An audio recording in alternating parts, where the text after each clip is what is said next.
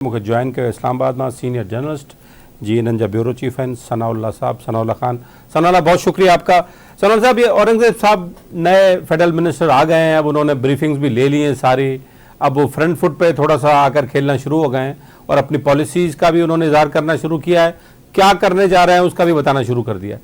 तो सबसे पहले तो हमें ज़रा आपकी ऑब्जर्वेशन चाहिए कि किस तरफ सही डायरेक्शन में निकल पड़े हैं हमारे फाइनेंस मिनिस्टर। देखिए, इसके अलावा कोई रास्ता नहीं है आपके पास ना। डायरेक्शन तो कहीं और से सेट हो रही हैं और उसी डायरेक्शन पे चला जा रहा है। जिस तरह जो निगरान हुकूमत चली थी वही डायरेक्शन है इस वक्त, उसमें कोई तब्दीली नहीं है। और जो IMF का प्रोग्राम है जो इस वक्त करंट जारी है वो खत्म हो जाएगा। जो आखिरी रिव्यू जब एग्जीक्यूटिव बोर्ड होगा और $1.1 बिलियन रिलीज हो जाएंगे तो नए प्रोग्राम पर भी अब औरंगजेब साहब ने बता दिया है कि वो क्योंकि स्प्रिंग्स मीटिंग्स के लिए जा रहे हैं वाशिंगटन और न्यूयॉर्क, तो वहां पर उनकी बाकायदा IMF से रिक्वेस्ट करेंगे नए प्रोग्राम के लिए, जो फिर जून से इम्कान है कि शुरू होगा। तो टफ सिचुएशन है और वो जारी रहेगी आइंदा 2-3 सालों के दौरान भी। ये दबे लफ्जों में इन्होंने बता दिया है, कौम को भी बता दिया है और आगे जो मामलात कंट्रोल कर रहे हैं उन्होंने भी बता दिया कि आइंदा 3 साल किसी किस्म का कोई रूम नहीं है अवाम को रिलीफ फराहम करने के हवाले से। तो सनाउल्लाह, बात सारी है कि वो तो खून तो सारा निचोड़ लिया है, मकसद अब खून बेचारा पीछे बचा भी नहीं है कि कोई इनको मिल जाए, तो अब क्या निचोड़ेंगे? देखिए, अभी जो चीजें आ रही है ना सामने, वो अब जो तोप का रुख है ना वो सूबों की तरफ जाएगा। सूबों पे तमाम जो एक्सपेंडिचर है, वो जो एक बात चल रही थी ना कि NFC जो है उसको रिवाइज किया जाएगा, तो वो तो मुमकिन है नहीं क्योंकि उसमें तो बड़ा मुश्किल है। जो एक दफा एक शेयर तय हो जाता है उसको आप कम नहीं कर सकते, बढ़ा सकते हैं। तो अब किया ये जा रहा है कि जो एक्सपेंडिचर है ना, जिस तरह PSDP फेडरल अब खर्च नहीं करेगा। जो नई बातचीत चल रही है उसमें यह है कि फेडरल PSDP आप समझ लें 100-200 अरब हो सकता है कि उसमें कोई बहुत जरूरी प्रोजेक्ट हो इमरजेंसी के, वो हो सकते हैं, लेकिन अब वो PSDP नहीं होगा और प्राइवेट सेक्टर की इंस्टॉलमेंट वो होगी, इन्वॉल्वमेंट होगी। इसके साथ सूबे सारा PSDP का अपना खर्चा खुद करेंगे। इसके अलावा जो BISP है उसमें सूबों को अब देना पड़ेगा। जो जिस सूबे में जितने वो हैं, जिन लोगों को उनके जितने लोग हैं उनके हिसाब से पेमेंट जो है वो सूबों को खुद करनी पड़ेगी। जो नया अब जो फार्मूला बनेगा IMF के साथ मिलकर। इसके अलावा एग्रीकल्चर इनकम टैक्स पे और जो सर्विसेज के हवाले से टैक्सेस हैं उन पे भी नए इनिशिएटिव आएंगे। तो ये चीजें रह गई थी, अब इस तरफ आएंगे और मजीद जो सैलरी क्लास है उस पर टैक्स बढ़ेगा नए प्रोग्राम के बाद और नए बजट में बढ़ेगा। इसके अलावा कुछ जो एग्जेम्पशन रह गई थी वो विड्रॉ होंगी। ये भी कहा जा रहा है कि पेट्रोल पर और डीजल पर क्योंकि GST नहीं है, सिर्फ PDL है, तो GST भी मरहलावार लगाना पड़ेगा और वो नए प्रोग्राम के बाद ही शुरू होगा। तो बहुत सारी चीजें अभी तो इसको बढ़ाएंगे। लेकिन सनाउल्लाह, ये पेट्रोल भी महंगा हो रहा है और बिजली तो खैर हो ही रही है।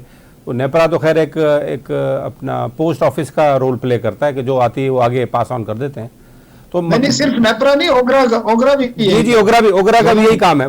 फिर इसमें इतने इदारे चलाने की जरूरत क्या है? इनको बंद कर दें, एक नोटिफिकेशन आ जाए करे मिनिस्ट्री की तरफ से, वो इम्प्लीमेंट हो जाए, बस। इसमें जरूरत क्या है? ओगरा तो करते क्या है लोग? मुझे ओगरा और नेपरा वाले बैठ के करते क्या है? बदकिस्मती ये है कि हमारे जितने भी रेगुलेटरी इदारे हैं ना, उनकी अपॉइंटिंग अथॉरिटी प्राइम मिनिस्टर होता है। तो वो तो कभी भी रहे नहीं आजाद। आपको पता है कि वो उनको हटा भी सकते हैं, लगा भी सकते हैं, चाहे वो ओगरा है, नेपरा है या कोई और इदारे हैं।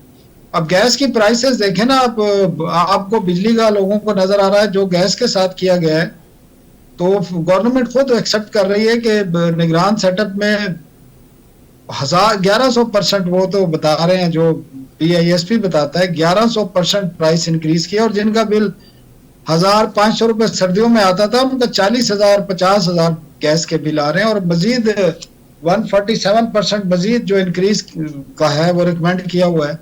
तो उसके बाद तो बल्कि मैं आपको बताऊं, बड़ी इंटरेस्टिंग बात है कि मैंने इस्लामाबाद में और यहाँ देखा है कई लोगों ने गैस के कनेक्शन कटवा दिए हैं, खासकर जो कमर्शियल कनेक्शन है ना होटल्स के ये हैं, क्योंकि उनके 4-4 5-5 लाख बिल आने लगे थे तो वो लकड़ी पे और सिलेंडर पे चले गए हैं। इसी तरह बिजली का जो रेट बढ़ाया, उसके बाद हुआ ये है कि अब लोग सोलर पे जा रहे हैं या मुतबादिल चीजों पे जा रहे हैं, तो आइंदा इनके लिए बिजली भी इनके पास, इनको बेचना इनको मुश्किल हो जाएगी, खरीदार नहीं होंगे और आपके पास सरप्लस बिजली होगी। ये तो सनाला हो गई घरों की बात, डोमेस्टिक और कमर्शियल की। इंडस्ट्रियल जो हमारा कंज्यूमर है वो कैसे, वो तो फिर एक्सपोर्टर, खासतौर पर जो हमारा इंडस्ट्रियलिस्ट है जो एक्सपोर्ट करता है, वो कम्पीट कैसे करेगा? उसकी कॉस्ट ऑफ प्रोडक्शन पता नहीं कहाँ चली जाएगी। नहीं तो compete नहीं कर रहा ना आपको। आप देखें पिछले 15-16 साल से हम तो उसी उसमें खड़े हुए हैं। 20 से 25 अरब डॉलर की आपकी एक्सपोर्ट होती है, और उसमें भी खाने पीने की चीजें भी हैं, कुछ और चीजें हैं, और खासकर अब तो सर्विसेज भी आ गई है। तो वो बदकिस्मती है कि दुनिया में के दीगर ममालिक के मुकाबले में हमारी जो कास्ट ऑफ प्रोडक्शन है वो बहुत ज्यादा है, और उसमें खासकर जो है ना बिजली और जो गैस के रेट हैं वो सबसे ज्यादा मैटर कर रहे हैं। दुनिया में सबसे शायद वो पहले नंबर पे हो इंडस्ट्रियल रेट टैरिफ जो है आपका। तो आपको कम्पीट कर ही नहीं सकते आप, ना इंडिया से, ना बांग्लादेश से, ना चाइना से, ना श्रीलंका। चाइना से तो खैर मुमकिन ही नहीं है, और बाकी मुल्कों से भी। अभी तो आप देखें ना, हमारी कंपटीशन में अफगानिस्तान भी आ रहा है, तो आप कहाँ कम्पीट करेंगे? आपके आसपास के मुल्कों के रेट डिफरेंट हैं। पहले तो बांग्लादेश और इंडिया और श्रीलंका और ये छोटे छोटे मुल्क हमें कम्पीट कर रहे थे, अब बांग्लादेश अफगानिस्तान ने भी हमें कम्पीट करना शुरू कर दिया। तो है मुश्किल है, आपको रैशनलाइज करनी पड़ेंगी चीजें, रियलाइज करना पड़ेगा इन चीजों को। और इसके साथ जो सबसे बड़ा मसला है ना मोहसिन, मैं आपको बताऊं, वो इंटरेस्ट रेट है। इस वक्त जो इकानमी का, और दो फैक्टर जो सबसे बुरी तरह मुतासर हुए हैं ना, आपकी ग्रोथ और आपकी इन्फ्लेशन, महंगाई, उसकी सबसे बड़ी वजह जो है ना वो आपका इंटरेस्ट रेट है। आपका सिर्फ इंटरेस्ट रेट इन्होंने IMF प्रोग्राम और बाकी उसकी वजह से मेंटेन करने की वजह से, और बैंकों को बेनिफिट देने की वजह से, आपका जो इंटरेस्ट रेट पेमेंट है वो 3,000 अरब रुपए से बढ़ के 8,500 बल्कि 9,000 अरब तक पहुंच जाएगी। तो वो जो आया है ना 5,000 से 5,500-6,000 अरब रुपए का एक गैप आया है, वो सारा आपकी इकानमी पे और आपकी जो पब्लिक है उस पे डाल दिया गया है। वो आज लेना तो है ना तो पेमेंट। सनाउल्लाह औरंगजेब साहब ने, आज मिनिस्टर साहब ने कहा कि ये हम अब आहिस्ता नीचे लाएंगे। वो तो स्टेट बैंक करता है, ये तो करते भी नहीं है। वो कह रहे हैं कि अब नीचे आएगा, 22% से कितना नीचे लाते हैं, इसको क्या करते हैं, लेकिन उन्होंने कहा कि नीचे आना आएगा। चाहिए। देखिए मोहसिन भाई, इस दफा आना चाहिए था, लेकिन नहीं है, लाए गए, क्योंकि खुद बैंकर हैं। आप देखें इस वक्त सिर्फ अगर कोई कमा रहा है इस मुल्क में, जिनका बिजनेस चल रहा है, तो वो बैंक हैं। 50-50, 60-60 अरब रुपए बैंकों का प्रॉफिट हुआ है, और वो करते क्या है, आराम से वो सरकार को 22% पे, 24% पे आपको लोन दे रहे हैं वो, और उन्हें कोई जरूरत ही नहीं है। ना आपकी इंडस्ट्री चल रही है, ना आपकी कोई और ग्रोथ के काम हो रहे हैं, ना कोई और कारोबार चल रहे हैं जिससे रोजगार मिले, जिससे इन्फ्लेशन पे कोई इम्पैक्ट हो। और एक फैक्टर, सबसे बड़ा जो फैक्टर है उसमें, वो इंटरेस्ट रेट है। तो इसमें सनाउल्लाह आखिरी सवाल आपसे, तो 9,400 अरब का टारगेट कैसे अचीव करेंगे लोग इस ऐसी सूरत हाल में?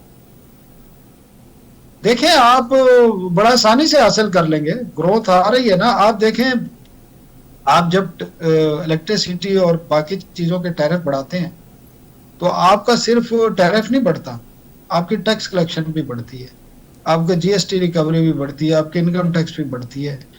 बाकी भी आप देख लें, 18% आपने GST किया था। आपका जो फ्यूल की जो प्राइस बढ़ी है पेट्रोलियम प्रोडक्ट की, उन पर देख लें, ये तो बड़ा इजी टैक्सेशन इनको हासिल हो रही है, यूटिलिटी से, फ्यूल से, और खाने पीने की जो अशिया पे, बाकी चीजों पे। तो मुझे लग रहा है कि जो ये रेट रिकवरी है ये हो जाएगी, रेवेन्यू का टारगेट पूरा हो जाएगा आराम से।